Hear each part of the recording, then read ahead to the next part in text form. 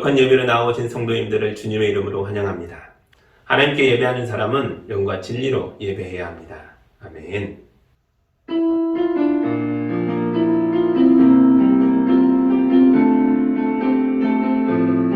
이 시간 부활의 능력으로 임재하여 주셔서 건조한 사막을 살아가는 성도들에게 생명수가 되어주시고 죽음의 골짜기를 통과하는 성도에게 목자의 지팡이가 되어주시고 세상의 감옥에 갇힌 자에게 천국의 열쇠가 되어주시옵소서. 만왕의 왕이신 우리 주 예수 그리스도의 이름으로 기도하옵나이다. 아멘. 우리 한 주간의 삶을 되돌아보며 거룩한 주님 앞에 왔으나 주님 앞에 서기에 부끄럽고 두렵고 잘못된 것들이 있다면 이 시간 다 고백하고 용서받는 기도를 함께 드리겠습니다.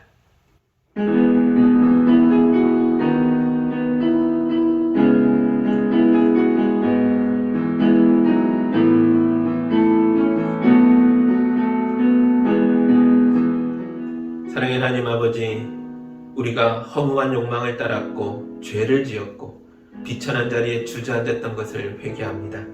생명의 말씀을 들어도 마음판에 새기지 않았고 놀라운 은혜를 받아도 금방 쏟아버렸기에 우리 마음이 다시 누추해졌고 우리 입이 다시 부정해졌고 우리의 행실이 다시 더러워졌습니다. 하나님 주신 시간과 물질과 기회를 선하게 사용하지 못하고 육신의 쾌락과 욕망을 위해 탕진해버렸습니다. 주님은 우리가 세상의 빛이 되고 소금이 되기를 바라셨는데 정작 우리는 어둠 속을 방황하며 죄를 짓고 있습니다. 주여, 우리가 이 시간 모든 죄를 고백하였사오니 용서하여 주옵소서. 우리를 다시 한번 세우시고 살려 주옵소서. 예수님의 이름으로 기도하옵나이다. 아멘.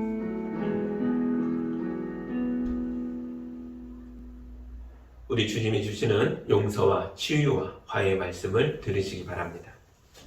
하나님께서 기한을 정하셨다.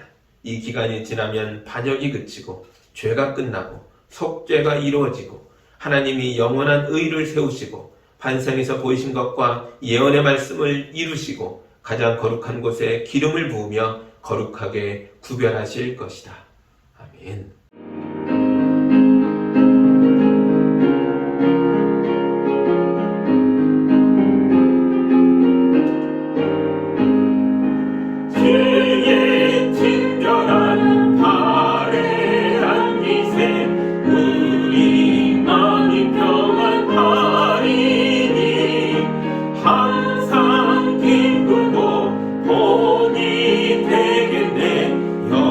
영원하신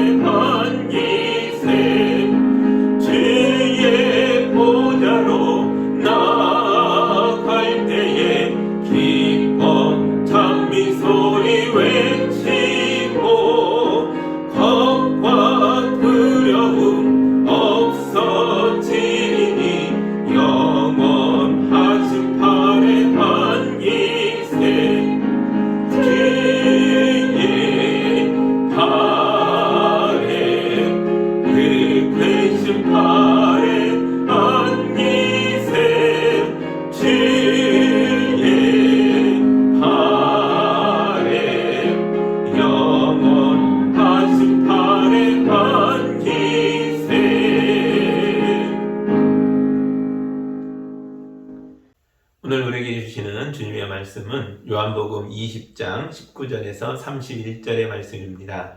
하나님의 말씀을 봉독할 때 함께 보시기 바랍니다. 그날 곧 주간 첫날 저녁에 제자들은 유대 사람들이 무서워서 문을 모두 닫아 걸고 있었다. 그때 예수께서 와서 그들 가운데로 들어서셔서 너희에게 평화가 있기를 하고 인사말을 하셨다. 이 말씀을 하시고 나서 두 손과 옆구리를 그들에게 보여주셨다. 제자들은 주님을 보고 기뻐하였다. 예수께서 다시 그들에게 말씀하셨다. 너희에게 평화가 있기를 빈다. 아버지께서 나를 보내신 것 같이 나도 너희를 보낸다. 이렇게 말씀하신 다음에 그들에게 숨을 불어넣으시고 말씀하셨다. 성령을 받아라. 너희가 누구의 죄든지 용서해주면 그 죄가 용서될 것이요 용서해주지 않으면 그대로 남아있을 것이다. 12제자 가운데 하나로서 쌍둥이라고 불리는 도마는 예수께서 오셨을 때 그들과 함께 있지 않았다. 다른 제자들이 그에게 우리는 주님을 보았소 하고 말하였으나 도마는 그들에게 나는 내 눈으로 그의 손에 있는 못자국을 보고 내 손가락을 그 못자국에 넣어보고 또 내 손을 그의 옆구리에 넣어보지 않고서는 믿지 못하겠소 하고 말하였다. 여드레 뒤에 제자들이 다시 집안에 모여 있었는데 도마도 함께 있었다. 문이 잠겨 있었으나 예수께서 와서 그들 가운데로 들어서셔서 너희에게 평화가 있기를 하고 인사말을 하셨다. 그러고 나서 도마에게 말씀하셨다. 내 손가락을 이리 내밀어서 내 손을 만져보고 내 손가락을 내 옆구리에 넣어보아라. 그래서 의심을 떨쳐버리고 믿음을 가져라. 도마가 예수께 대답하기를 나의 주님 나의 하나님 하니 예수께서 도마에게 말씀하셨다. 너는 나를 보았기 때문에 믿느냐? 나를 보지 않고도 믿는 사람은 복이 있다. 예수께서는 제자들 앞에서 이 책에 기록하지 않은 다른 표징도 많이 행하셨다. 그런데 여기에 이것이나마 기록한 목적은 여러분으로 하여금 예수가 그리스도요 하나님의 아들이심을 믿게 하고 또 그렇게 믿어서 그의 이름으로 생명을 얻게 하려는 것이다. 아멘. 기도합니다. 부활의 예수님이 어둠과 두려움 속에 있던 제자들에게 오셔서 평화가 있기를 말씀하셨습니다. 우리가 이 말씀을 읽었습니다. 우리의 삶 가운데 부활의 예수님이 찾아오셔서 우리에게도 이 평화와 기쁨을 허락하여 주옵소서. 예수님의 이름으로 기도합니다. 아멘. 예전에 100세 가까이 되신 어르신의 임종 예배에 참여한 적이 있습니다. 임종 예배 어르신의 자녀들이 6남매가 함께 모였었는데요. 이 자녀들도 모두 60대 후반이거나 70대에 있는 그런 분들이셨습니다. 어머니의 천국 가는 환송기를 준비하고 예배하면서 자녀들이 모여든 거죠. 어떤 자녀는 멀리 제주도에서도 오셨고 또 한 분은 미국에서 오신 분도 있었습니다. 이 어르신이 100살에 가깝도록 건강하게 장수하셨으니까 참으로 복받은 인생입니다.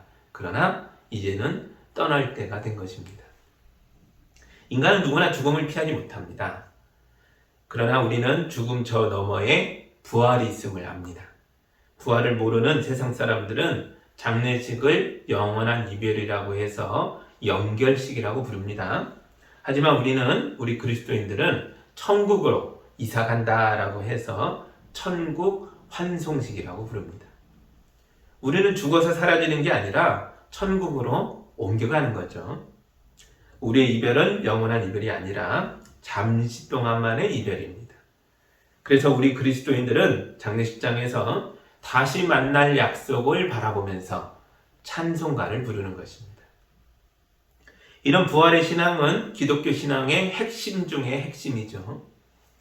그러나 이런 부활의 신앙이 바로 생기는 건 아닙니다. 교회 왔다고 저절로 믿어지는 건 아니라는 거죠.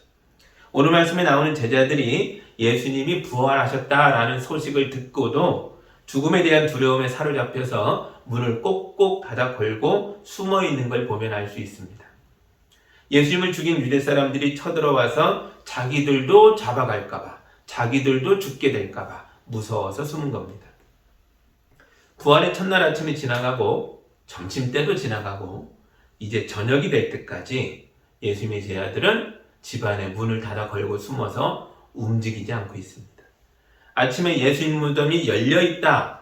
그리고 그것을 보려고 제자 중에 베드로와 요한이 달려가서 시체도 없고 무덤이 비어있더라 라는 걸 목격하고 와서 이야기해 줬겠죠.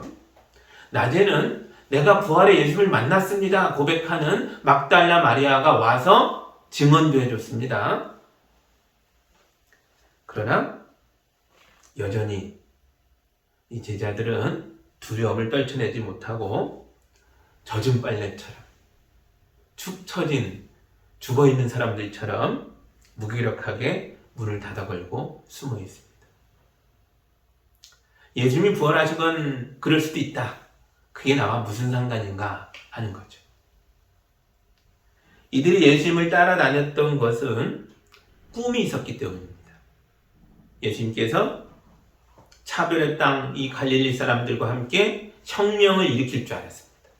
예수님이 유대 왕조를 새롭게 하고 로마를 물리치고 성전을 깨끗하게 청결하여 하나님 나라를 우리 눈앞에서 건설할 줄 알았습니다. 그리고 그 나라가 완성될 때에 자기들이 예수님을 가까이서 3년이나 따라다닌 우리가 하나는 영의정도 되고 우의정도 돼서 예수님과 함께 이 땅을 다스릴 줄 알았습니다. 그런데 그들이 원했던 혁명은 일어나지 않았죠. 예루살렘의 지배자들은 너무나도 손쉽게 예수님을 반역자로 몰아서 십자가에 달아 처형해버렸습니다. 예수님이 십자가에서 죽을 때에 이들이 품었던 꿈도 산산이 부서졌겠죠. 세상을 바꿀 수 있다는 희망이 있을 때에는 로마 황제도 별거 아닌 것처럼 느껴졌는데 하나님의 아들을 십자가에 달아 죽게 만드는 이 세상의 거대한 힘 앞에서 그들은 너무나도 무서워진 거죠. 그래서 이 사람들이 세상이 무서워 세상으로부터 문을 닫아 걸고 골방으로 숨어버린 겁니다. 우리 곁에도 희망을 잃어버리고 세상으로부터 도망쳐서 자기 집에 자기 동굴에 숨어버린 사람들이 있습니다. 숨어서 해결될 일이라면 숨어야죠. 그러나 땅속에 머리를 쳐박은 타조가 결코 사냥꾼을 피할 수 없는 것처럼 우리가 풀어내야 하는 인생의 문제들도 숨는 것으로는 해결이 안 됩니다. 부활의 예수님은 자기 제자들의 이런 한심한 꼴을 두고 보지 않으십니다. 그래서 예수님이 제자들이 도망쳐 문을 걸어 잠그고 숨어 있는 그 골방으로 그 다락방으로 쳐들어가셨습니다. 너희에게 평화가 있기를. 19절입니다. 그날 곧 주간의 첫날 저녁에 제자들은 유대 사람들이 무서워서 문을 모두 닫아 걸고 있었다. 그때 예수께서 와서 그들 가운데 들어서셔서 너희에게 평화가 있기를 하고 인사말을 하셨다. 아멘. 두려움에 가득 찬 사람들에게 가장 필요한 게 있다면 바로 이 평화입니다. 부활의 예수님이 이 평화를 사랑하는 제자들에게 선포하셨습니다. 예수님 제자들에게 오셔서 건네신 이 평화의 인사는 샬롬 엘레켐이라는 말입니다. 이 말은 당시 유대인들에게 있어서 너무나도 흔한 인사였습니다. 유대인들은 아침에 만나도 샬롬 엘레켐 그러고요. 점심에 만나도 샬롬 엘레켐. 간단히 줄여서 샬롬. 저녁에 만나도 샬롬 엘레켐. 이렇게 인사했다는 거죠. 그러나 죽음을 이기고 부활하신 분이 건네는 샬롬 엘레켐이라는 인사는 너무나도 특별한 인사인 것입니다. 어떤 인간도 피할 수 없는 절대적인 두려움 그 자체인 죽음을 깨뜨리고 이기신 분이 선포하는 평화이기 때문에 그렇습니다. 그래서 예수님이 주시는 평화는 두려움에 떨던 제자들의 마음에 기쁨을 가져다 주었습니다. 20절입니다. 이 말씀을 하시고 나서 두 손과 옆구리를 그들에게 보여주셨다. 제자들은 주님을 보고 기뻐하였다. 아멘. 예수님이 제자들에게 자기의 두 손과 옆구리를 왜 보여주셨겠습니까? 예수님의 두 손과 옆구리에는 제자들을 위하여 십자가에서 받은 고난의 상처가 기록되어 있기 때문에 그렇습니다. 그 상처의 표식이, 그 상처가 손과 옆구리에 있는 거죠. 이 예수의 몸에 있는 상처는 첫째로는 우리의 죄가 얼마나 큰 것인가라는 걸 보여주는 증거입니다. 왜 예수님이 상처 입으셨습니까? 왜 예수님 십자가에 달리셨어요? 우리 죄 때문 아닙니까? 우리가 얼마나 큰 죄인인가라는 걸 이 상처가 웅변처럼 말해주고 있는 거죠. 두 번째로는 예수께서 정말로 이 죄와 죽음을 이기고 부활하신 승리자라는 걸 보여주는 증거입니다. 그래서 제자들이 주님의 상처를 보고 기뻐하였습니다. 예수님이 우리와 함께 하시면 우리도 죄와 죽음을 이기고 부활할 수 있다는 것을 알게 됐으니까요. 부활절 첫날 저녁에 제자들의 마음을 가득 채운 기쁨은 하룻밤 꿈처럼 사라지는 그런 게 아니었습니다. 이 기쁨은 오순절 마가 다락방에서 성령이 임할 때까지 계속 이어졌습니다. 그래서 우리는 부활주일부터 오순절까지에 이르는 이 50일을 기쁨의 50일이라고 부릅니다. 또는 위대한 50일이라고도 부릅니다. 거대한 부활절이라는 의미입니다.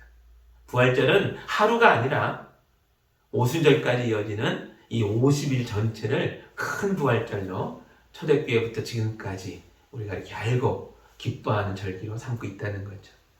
기독교는 부활의 종교입니다.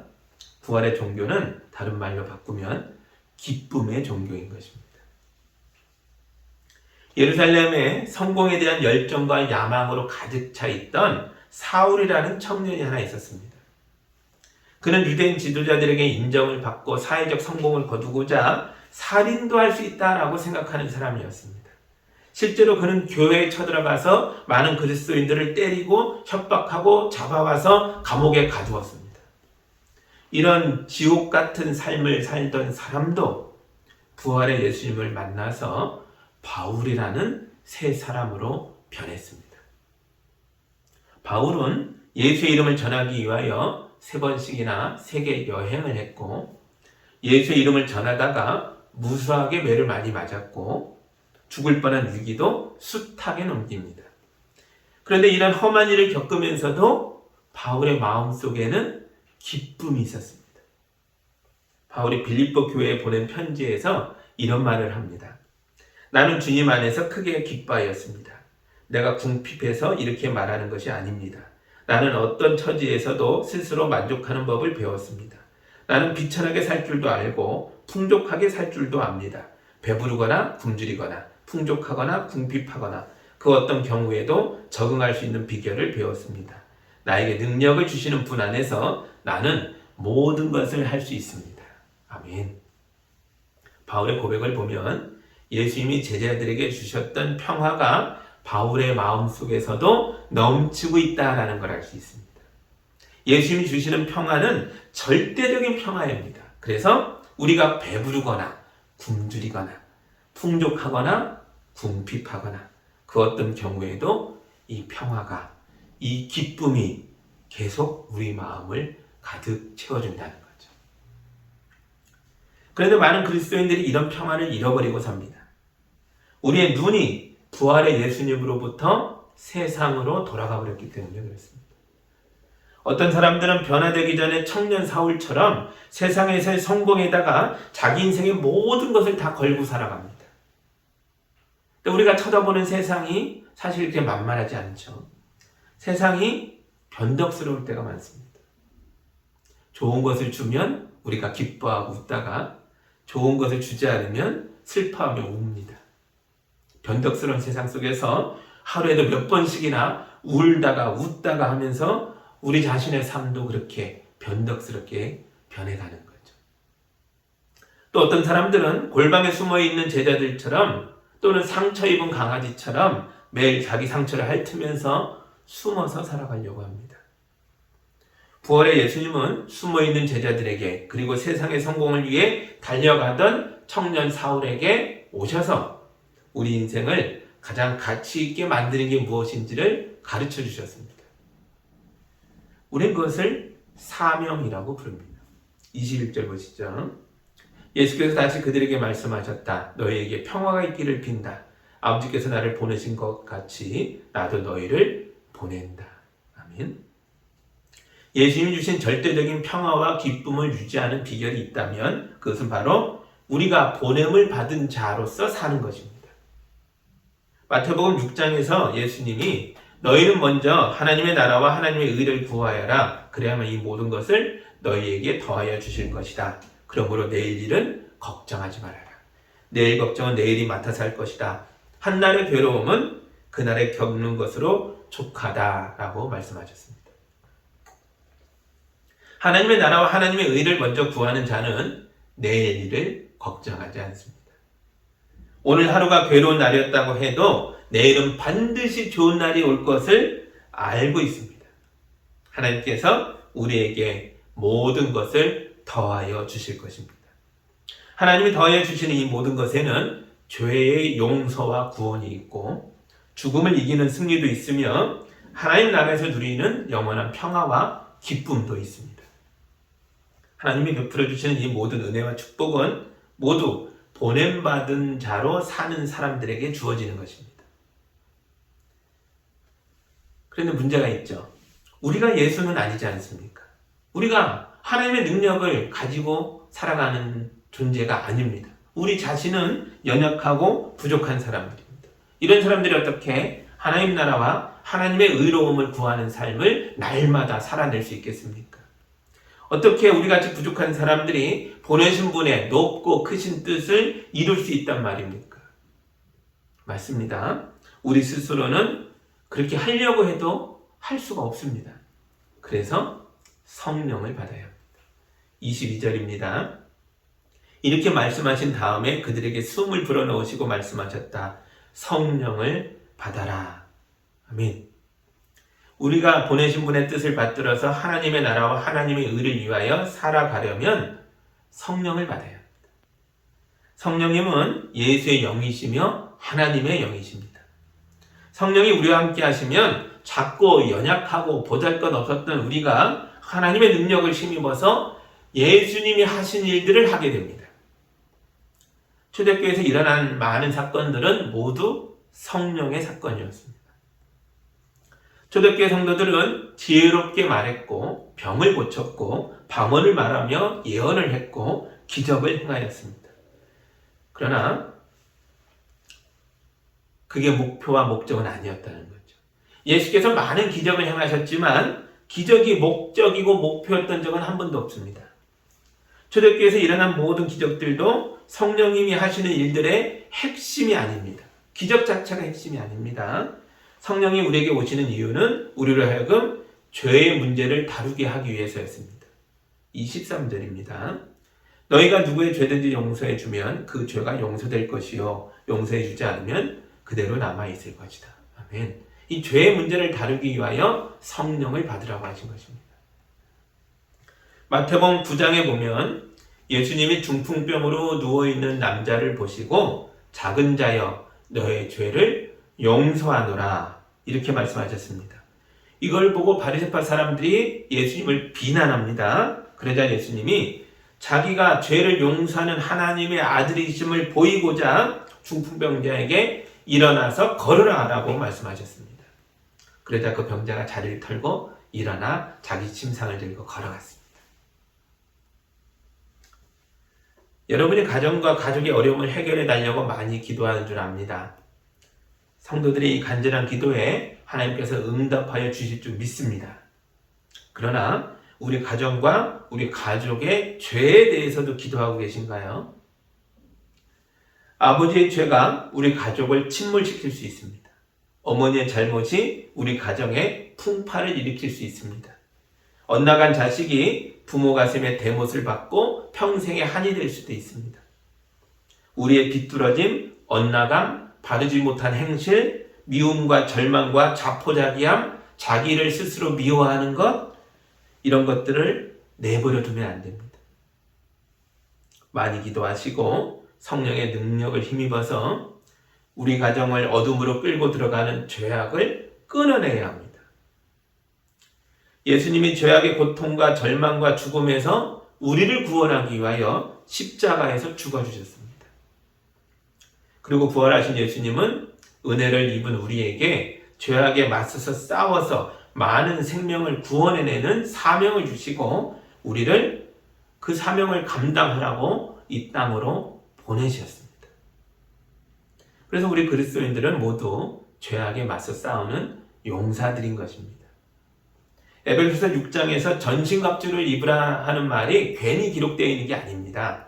우리가 모두 용사이기 때문에 성도여 무장하라 라고 성령께서 외치고 계시는 것입니다. 우리가 무엇으로 무장해야 됩니까? 여러분, 주님 안에서 그분의 힘찬 능력으로 굳세게 되십시오라고 기록되어 있습니다. 그리고 이렇게 말합니다. 악마의 관계에 맞설 수 있도록 하나님이 주시는 온몸을 덮는 갑옷을 입으십시오. 그래야만 여러분이 악한 날에 이 적대자들을 대항할 수 있으며 모든 일을 끝낸 뒤에 설 수 있을 것입니다. 아멘. 예수님의 영이신 성령으로 충만하시기 바랍니다. 그래야 주님의 심차 능력으로 굳세게 되어서 죄악에 맞서 싸울 수 있습니다. 말씀과 기도와 성령의 충만함으로 무장한 사람들은 죄악이 가득한 세상에서 치열한 전투를 벌이며 살아가더라도 우리의 인생길에서 이 삶이 모두 끝날 때까지 우리 주 예수 그리스도 안에서 평화와 기쁨을 유지하고 누리게 될 것입니다. 그런데 제자들이 모여있는 자리에 다 있는 게 아니었어요.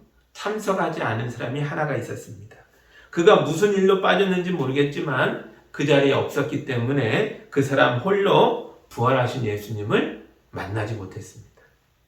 제자들은 모두 예수님을 만난 기쁨에 들떠 있었지만 그 사람만 홀로 여전히 죽음의 기운에 눌려서 어둡고 슬프고 괴로웠습니다. 24절과 25절입니다. 12제자 가운데 하나로서 쌍둥이라고 불리는 도마는 예수께서 오셨을 때에 그들과 함께 있지 않았다. 다른 제자들이 그에게 우리는 주님을 보았소 하고 말하였으나 도마는 그들에게 나는 내 눈으로 그의 손에 있는 못자국을 보고 내 손가락을 그 못자국에 넣어보고 또 내 손을 그의 옆구리에 넣어보지 않고서는 믿지 못하겠소 하고 말하였다. 아멘. 여러분, 예배의 자리, 기도의 자리, 형제들의 모임의 자리에 가급적이면 빠지지 마십시오.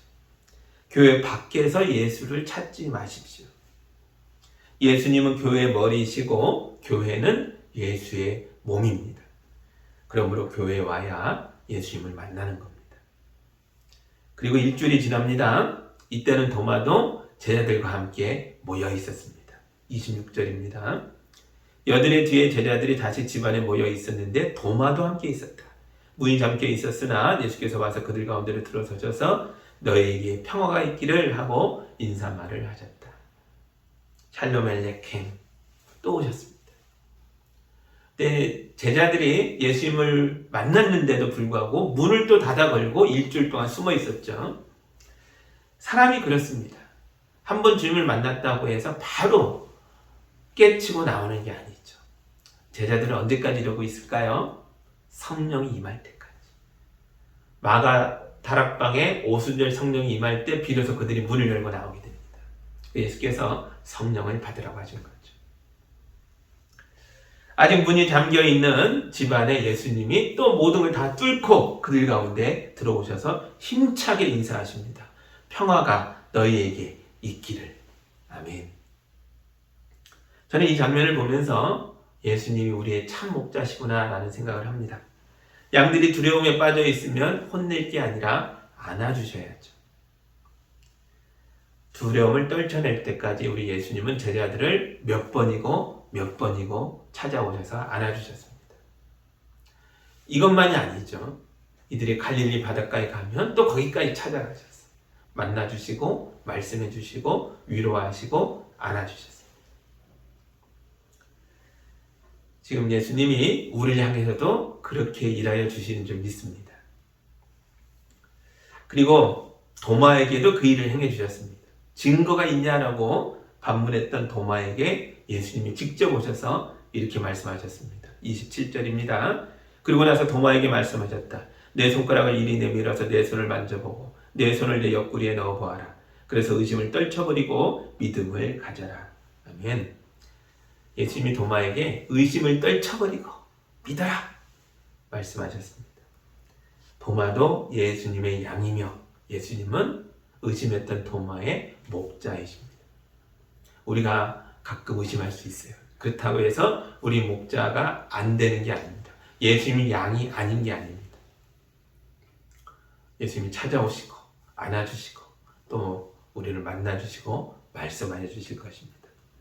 예수님은 결코 자기의 양인 도마를 포기하지 않으셨습니다. 우리 주변에 의심하는 사람을 보면 우리는 어떻게 해야 될까요? 혼내는 게 목표가 아닙니다. 그로 하여금 예수님을 만나게 하는데 최선을 다해야죠. 우리도 예수님처럼 그분을 사랑하고 품어야 합니다. 의심이 많은 사람이 진짜로 믿게 되면 아주 훌륭한 믿음을 가지게 됩니다. 우리가 앞서 봤던 청년 사울이 그런 걸 보여줬죠. 그가 예수 만나 변화됐을 때에 누구보다도 위대한 복음 전도자로 거듭났습니다. 이제 28절과 29절 보시죠. 도마가 예수께 대답하기를 나의 주님, 나의 하나님 하니 예수께서 도마에게 말씀하셨다. 너는 나를 보았기 때문에 믿느냐? 나를 보지 않고도 믿는 사람은 복이 있다. 아멘. 마리아도 제자들도 이 도마도 다 예수님을 보고 믿었습니다. 그러나 우리는 부활의 예수님을 보지 않은 가운데서도 예수님을 믿고 있습니다. 예수님은 보지 않고 믿는 우리를 향해서 너희는 나를 보고 만지고 믿었던 첫 번째 성도들보다도 복이 있다라고 말씀하셨습니다. 성령님이 우리 가운데 오셔서 우리로 하여금 눈으로 볼 수 없는 예수님을 믿게 하십니다.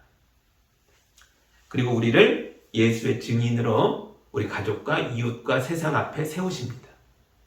우리가 증거하지 않으면 이 세상은 예수님의 부활을 모른 채 자기 죄 가운데서 침몰해버리고 말 것입니다. 1세대 목격자들은 자기들이 만난 예수를 후대에 전할 책임이 있었던 것처럼 예수님께서 너희를 내가 보낸다 말씀하셨던 것처럼 우리도 우리 시대의 사람들에게 우리가 만난 예수님을 전해야 하는 것입니다. 여러분 모두 성령 충만하셔서 부활의 예수님을 여러분 자신의 인생의 목자로 삼으시고 예수님을 따르며 날마다 목자의 인도하심 속에서 행복해 하시고 평안하시고 기뻐하시며 하나님 나라에 들어가는 그날까지 하나님이 맡겨주신 주님이 부탁하신 사명을 끝까지 잘 감당하는 사람들이 다 되기를 우리 주님의 이름으로 축복합니다. 샬롬 엘레켐 여러분에게 평화가 있기를 기도하겠습니다. 하나님 아버지 감사합니다. 부활의 예수님이 어둠에 숨어든 제자들에게 오셔서 샬롬을 선포하셨던 것처럼 이제 우리에게도 부활의 주님이 오셔서 샬롬, 평안하라, 기뻐하라 말씀해 주시니 감사합니다. 이제 부활의 예수님을 만난 제자들이 그 문을 열고 나가 성령 충만함으로 주님을 선포했던 것처럼 이제 우리도 성령의 능력을 힘입어 우리 가정 속의 어둠을 내어쫓으며 우리 세상의 죄악들과 맞서 싸우며 하나님의 전신갑주를 입은 성도들로 무장된 하나님의 백성으로 살아가도록 도와주시옵소서. 성령 충만하여 힘있게 살도록 지켜주시고 우리 성도들의 마음속에 날마다 평화와 기쁨이 넘치도록 인도하여 주옵소서. 예수님의 이름으로 기도하옵나이다. 아멘.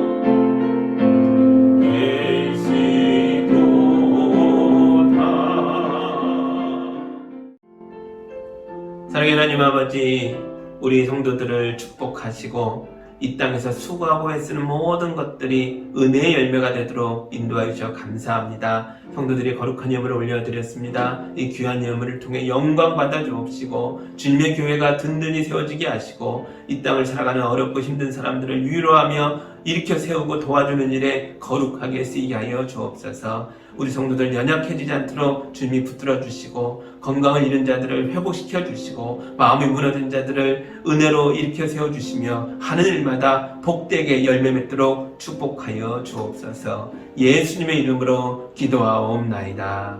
아멘.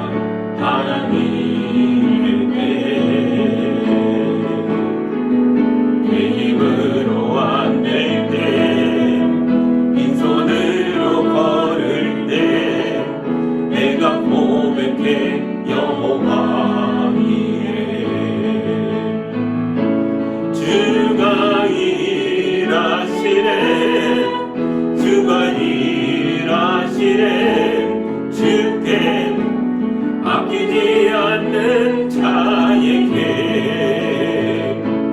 주가 일하시네 주가 일하시네 신뢰하며 걷는 자에게 우리 모인 이곳에 주님 함께 계시네 누리네 아버지 은혜 적은 떡과 물고기 내 모든 걸 드릴 때 모두 고백해 여호와 이래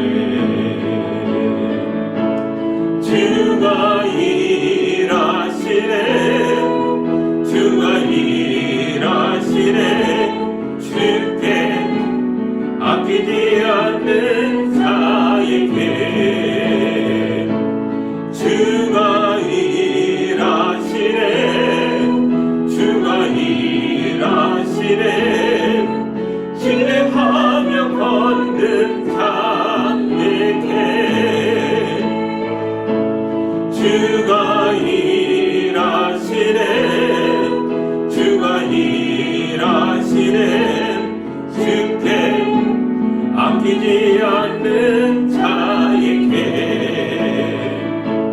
주가 일하시네 주가 일하시네 신뢰하며 걷는 자에게